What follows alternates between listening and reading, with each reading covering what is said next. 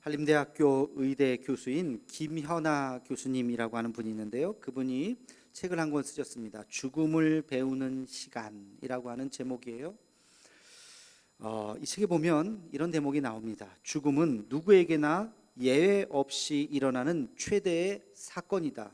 그런데도 우리는 이 일생일대의 사건에 대해 새 자동차를 구입할 때보다도 준비를 덜 한다. 공감하시나요? 공감이 되더라고요. 우리 자동차 한 대 구입할 때면 그날 아침에 마음 먹고 사는 사람이 있습니까?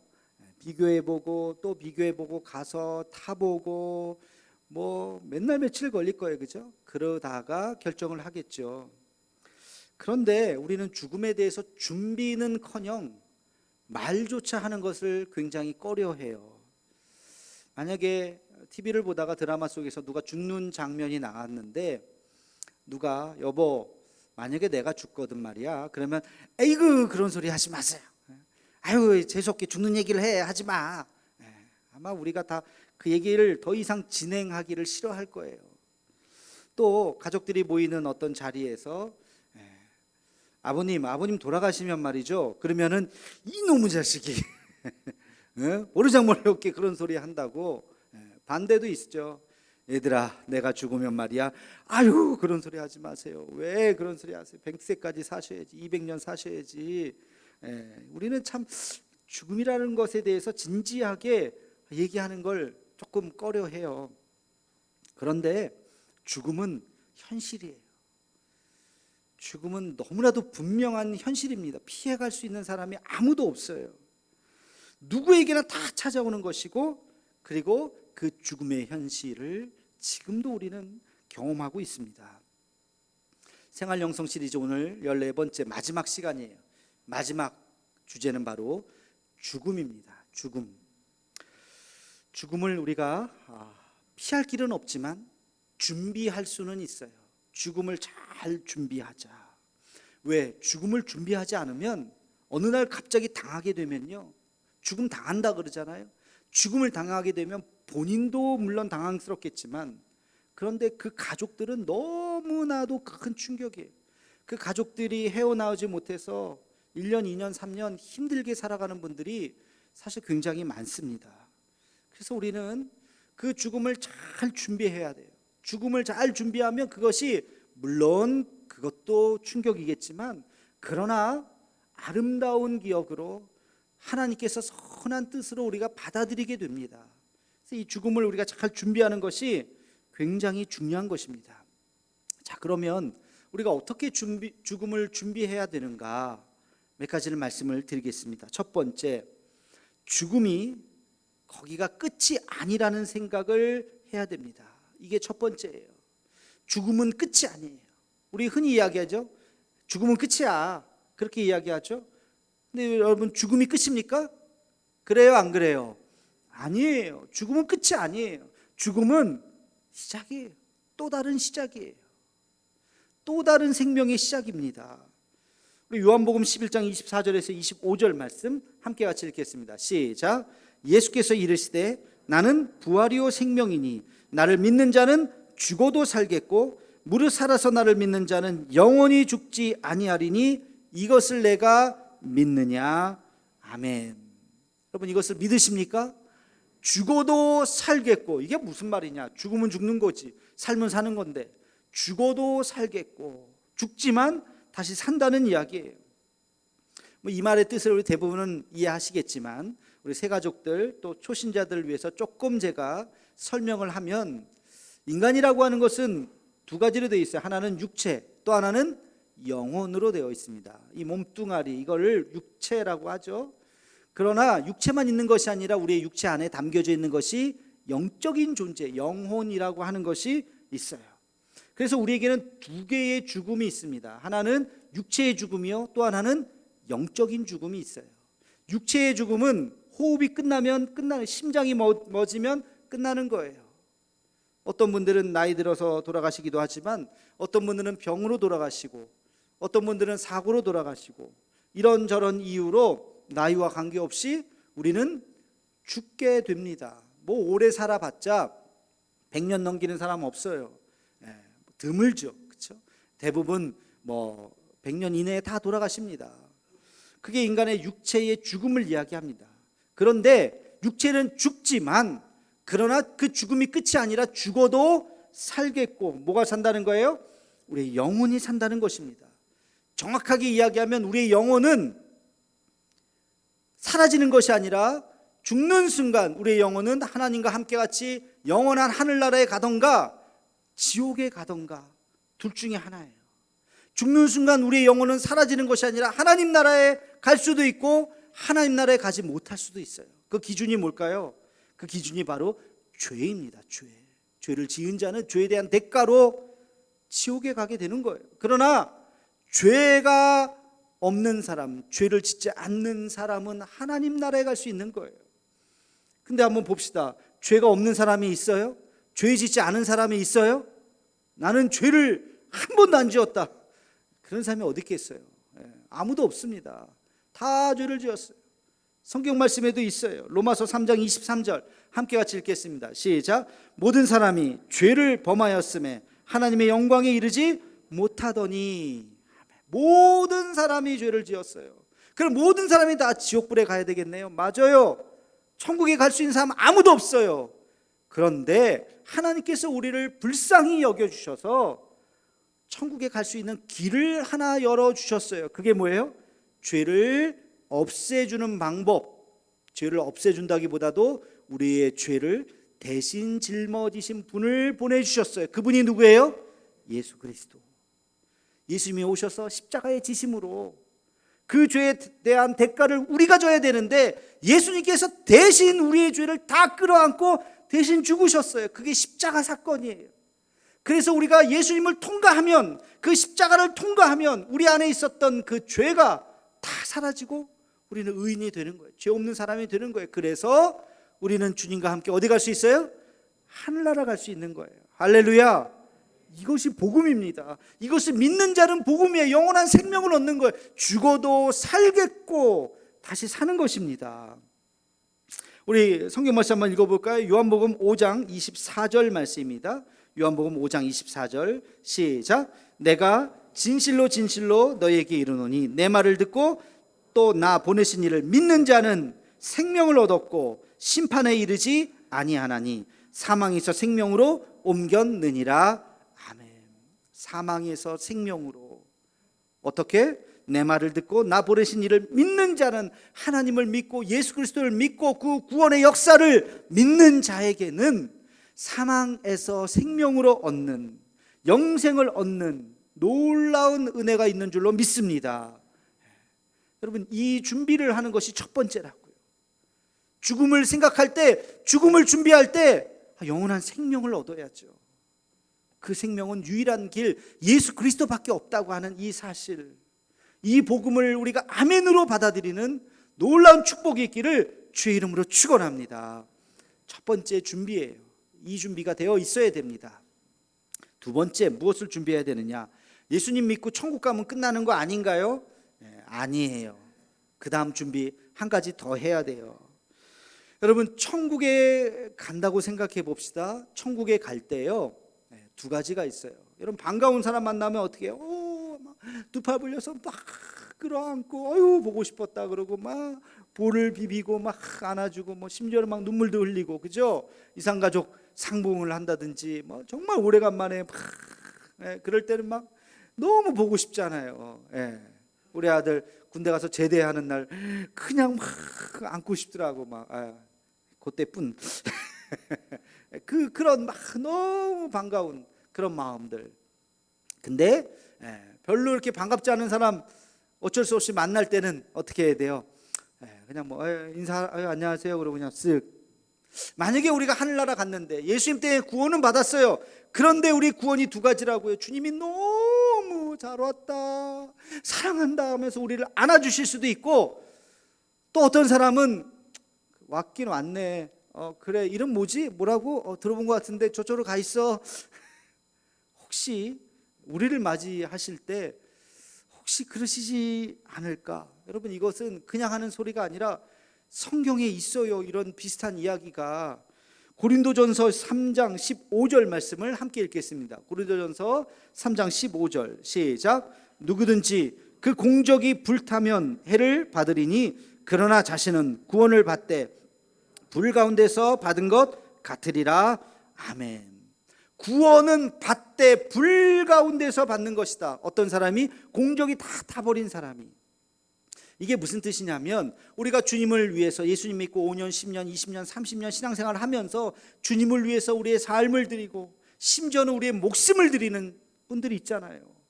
그렇게 주님을 위해서 살아갔던 그 수많은 사람들, 그런 사람은 일종의 집을 짓는다고 했을 때 돌이나 쇠나 불에 타지 않는 걸로 짓는 거예요. 불이 싹 지나가도 그대로 있어요. 그런데 나무나 불에 타기 쉬운 것으로 집을 짓게 되면 불이 한번 나면 남는 게 하나도 없어요. 주님 앞에 갈 때, 우리가 하나님 앞에 갈 때 주님을 위해서 헌신했다고 하지만, 그러나 그 헌신은 나를 위한 헌신이요, 내 명예를 위한 것이요, 하나님을 위하는 듯 하지만 결국엔 자기를 위한 삶을 살았던, 주님을 위해서는 요만큼도 하지 않았던 사람은 불 가운데 얻는 구원과 같이 부끄러운 구원을 얻게 된다는 것입니다. 옷도 다 타버려요. 그러면 창피한 모습으로, 벌거벗은 모습이 얼마나 창피합니까? 벌거벗은 모습으로 하늘나라에 갈 수도 있다는 거예요. 우리가 죽음을 준비해야 되는 두 번째가 바로 이겁니다. 우리가 하나님 나라에 갈 때 우리가 하나님 나라에 가야 되겠지만 정말 잘 준비해야 돼. 어떻게? 사도 바울이 이야기합니다. 주님이 나를 위해서 무엇을 준비하셨다? 의의 면류관을 준비하셨다. 오늘 본문 말씀이에요. 함께 같이 읽겠습니다. 디모데후서 4장 6절에서 8절 말씀 함께 읽겠습니다. 전제와 같이 내가 벌써 부어지고 나의 떠날 시각이 가까웠도다. 나는 선한 싸움을 싸우고 나의 달려갈 길을 마치고 믿음을 지켰으니 이제후로는 나를 위하여 의의 면류관이 예비되었으므로 주 곧 의로우신 재판장이 그날에 내게 주실 것이며 내게만 아니라 주의 나타나심을 사모하는 모든 자에게 도니라. 아멘. 바울은 생각해요. 이제 내가 살 날이 얼마 안 남았네. 병도 들고 굉장히 지치고 힘들고, 실제로 이 디모데후서를 쓰고 몇 년 있다가 순교를 당합니다. 자기의 죽음을 이제 직감을 합니다. 그런데 자기의 삶을 다시 한번 되돌아보니까 선한 싸움을 싸우고 달려갈 길을 마쳤다. 결승전이 이제 앞에 보인다. 여러분, 믿음을 마쳤다고 하는 이 사실, 내가 이 믿음을 지켰다고 하는 이 사실이 얼마나 대단한지 몰라요. 출발은 같이 했어요. 근데 열심히 달리다 보니까 옆에 있는 사람들이 하나씩 없어져요. 우리 신앙생활 하면서도 그러지 않아요? 같이 열심히 교회 다녔는데 하나씩 없어지는 분들이 있다고요. 그런데 바울은 끝까지 내가 내 삶을 되돌아볼 때 부끄럽지 않은 모습으로 내가 주님을 위해서, 내 한평생 주님을 위해서 살아왔노라.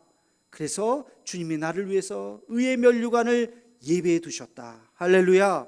근데 이것이 나만이 아니라 나와 똑같이 믿음의 경주를 끝까지 달려간 사람들, 모든 사람들에게 그 의의 면류관을 주신다.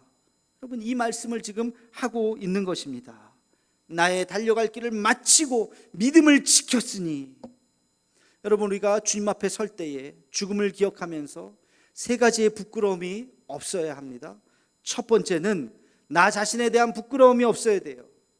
여러분, 거짓과 또 술수와 위선과 사기로 돈을 번들, 그래서 부자가 된들, 자기는 알잖아요. 이 돈이 어떤 돈인지.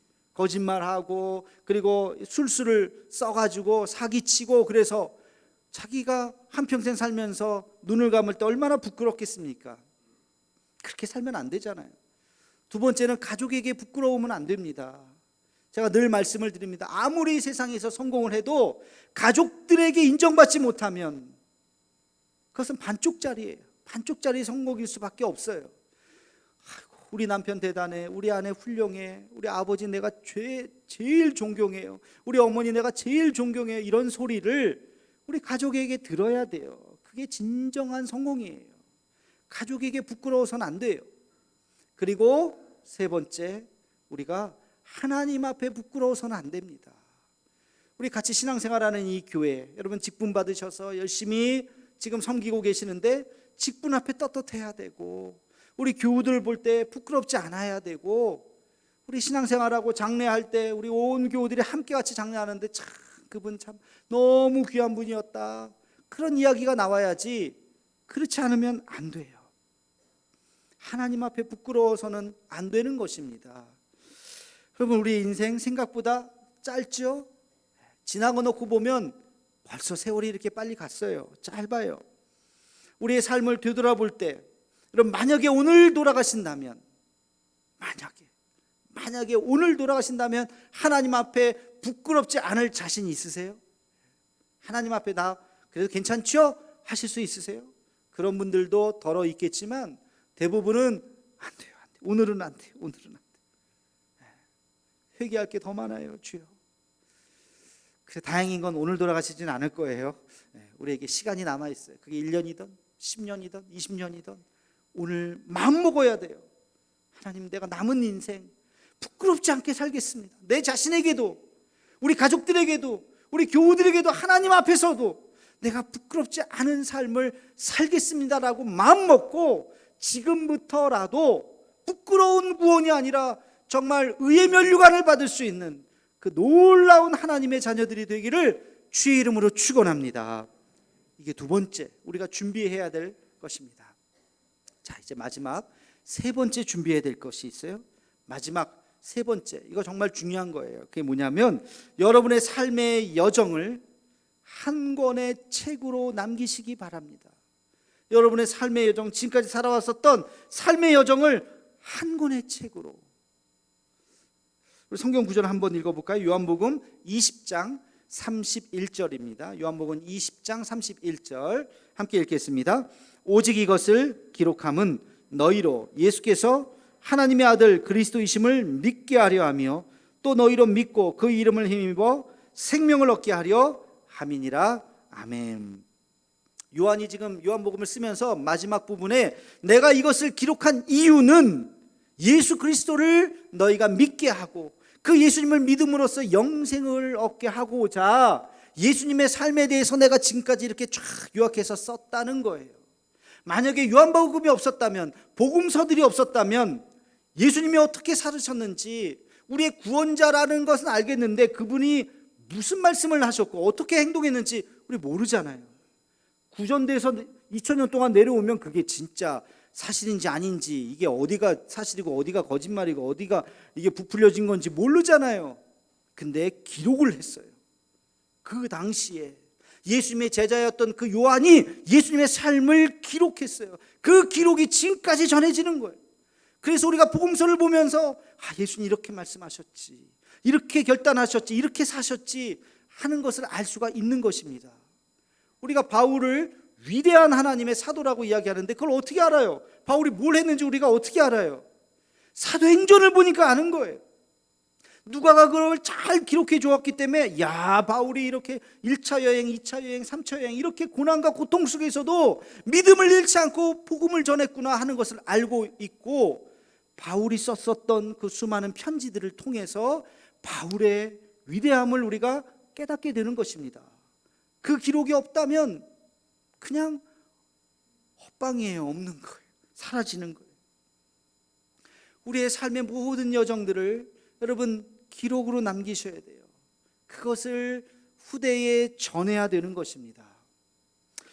2020년이죠. 2020년에 아카데미 여우 주연상을 받으신 분이 있어요. 아카데미상을 우리 한국 사람이 받았어요. 누구예요? 윤여정. 윤여정이 중요한 게 아니라 어떤 드라마였어요? 어떤 영화였어요? 미나리. 저는 저 미나리를 볼 때마다 미나리 삼겹살이 생각나서 갑자기 삼겹살 먹고 싶은 마음이 미나리, 너무나도 우리에게 흔한 주제, 이 미나리라고 하는 주제를 가지고 영화로 만들었는데 그게 세계인의 공감을 가졌어요. 여러분 보신 분들도 아시겠지만 스토리는 단순합니다. 80년대인가요? 미국의 이민간, 그 1세대들의 그 여러 가지 애환을 녹여낸 거예요. 아마 저 가족뿐만이 아니라 그 당시에 이민 간 사람들 다 고생하셨어요. 돈 많아가지고 이렇게 투자 이민, 요즘에 그런 것도 있지만 그 당시에는 다 돈 벌러 가신 거예요.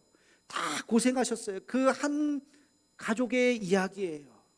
미국에서 섞여 살면서 그 아이는 점점 미국 아이들에게 동화가 되고, 또 할머니가 나오면서 있었던 그 문화적인 이야기들, 이런 것들을 드라마로 만든 거예요. 여러분, 저게 그냥 지어낸 얘기가 아니라 저 영화를 만든 감독 정이삭 감독, 그 감독이 자기의 가족의 스토리를 적은 거예요. 여러 가지 주변에 들었던, 경험했었던 이야기들을 정리해서 각색해서 만든 영화가 세계인들의 공감을 받아서 아카데미 상까지 탄 거 아니겠습니까? 여러분, 그냥 우리의 사는 이야기예요. 근데 그것이 잘 영화로 만들어졌을 때 수많은 사람들에게 감동을 주고 눈물을 주고 도전을 주는 이야기가 되는 것이죠. 우리의 삶도 마찬가지예요. 여러분의 삶도 마찬가지예요. 여러분의 삶 아무것도 아닐 수 있지만, 그러나 그것을 가만히 들여다보면 그 안에 눈물이 있고 감동이 있어요. 신방 가서 가끔 제가 여쭤봐요. 어떻게 사셨어요? 그러면 아이고 목사님, 눈물 없이 들을 수 없는 내 인생의 한 토막을 들어보세요 하면서 쭉 얘기해 주시는데, 너무너무 기가 막히고 참 재밌기도 하고 눈물도 나고, 저도 뭐 이렇게 멀쩡한 것 같지만 제 얘기 한번 하면요, 어렵습니다. 다, 그렇죠? 다 사연이 있는 분들 아니십니까? 그 스토리들을 여러분 남기셔야 돼요. 가족들에게, 자녀들에게. 한 번은 제가 신방을 갔어요. 그래서 나이가 많으신데 모태신앙이에요. 야, 신기하다, 이분이 모태신앙이네. 그러면 언제부터 믿으셨어요? 어느 분부터 믿으셨어요? 그랬더니 우리 할머니요. 아이고, 그 할머니 연세가 그러면, 야, 우리 한국 기독교 초기인데 어떻게 할머니는 어떻게 예수님을 믿으셨어요? 글쎄요, 몰라요.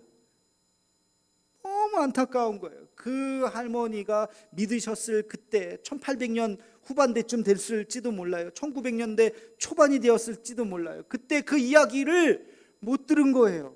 그냥 할머니가 믿어서 자녀들이 교회 다니기 시작했대, 이거만 있는 거예요. 얼마나 그 스토리가 정말 핍박받았을 거고, 정말 그 안에서 선교사님을 만났던지 또 누구를 만났던지, 그러면서 그 고난과 핍박의 시대 아닙니까? 그러면서 신앙생활을 하시면서 믿음의 자녀들, 그 자녀들에게 물려주셨을 텐데 그 이야기는 다 사라져 버렸어요.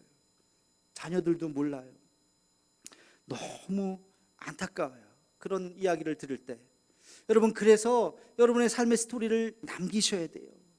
미나리 저리 가라 하는 정말 멋진 이야기가 여러분의 삶 안에 있다니까요.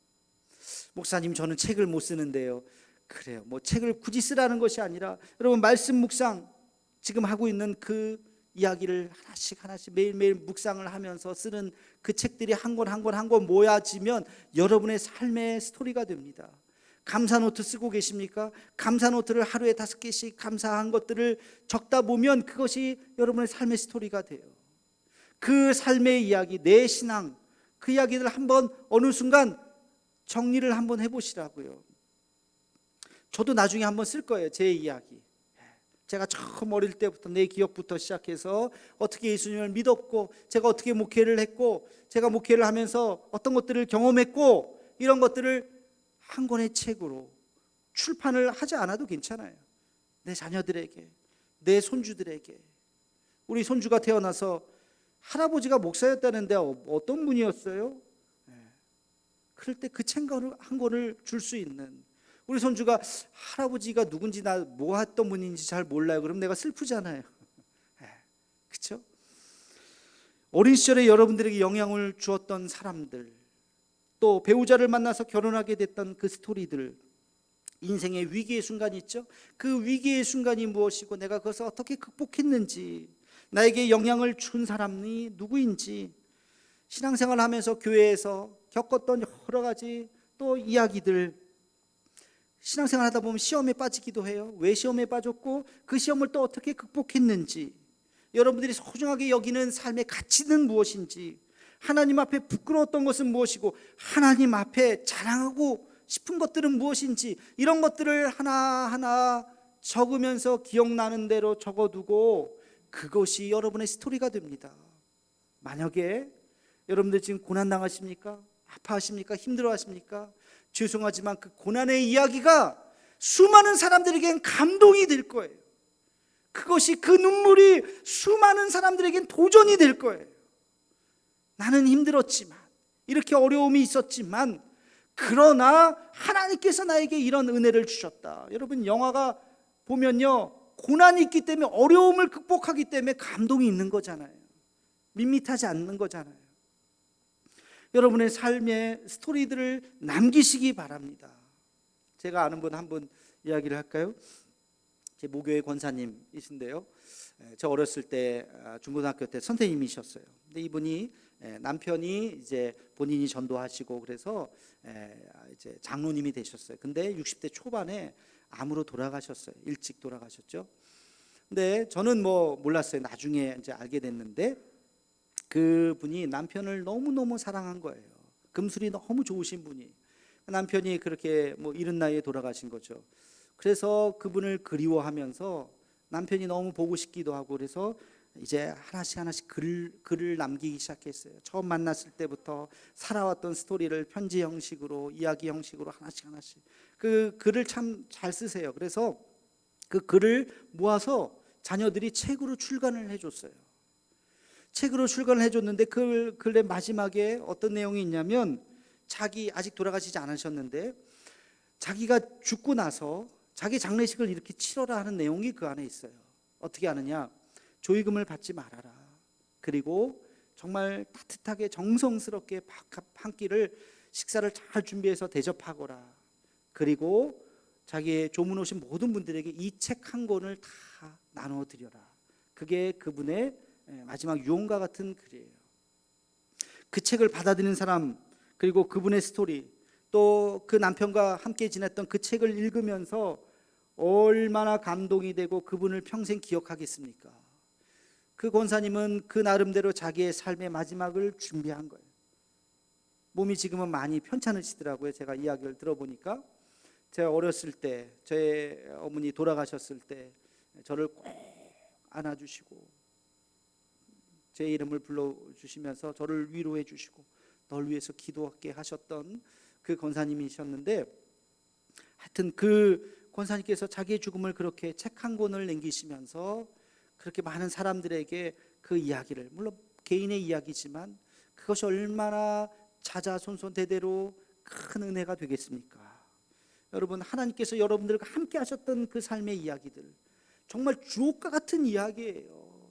정말 소설과 바꿀 수 없는 너무나도 아름다운 이야기예요. 그거 우리가 죽는 순간 다 사라져버리면 얼마나 그 낭비입니까? 얼마나 아쉽습니까? 그것을 남기시기 바랍니다.